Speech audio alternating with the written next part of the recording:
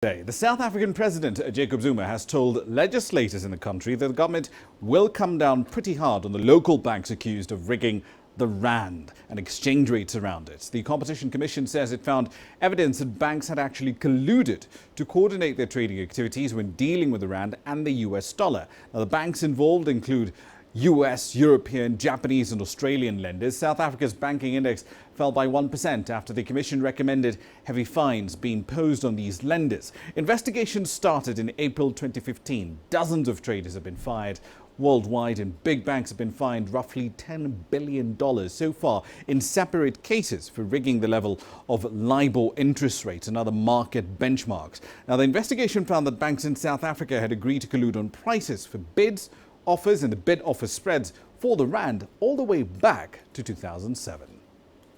These banks agreed to fix the prices at which they were buying and selling currencies involving rand and dollars.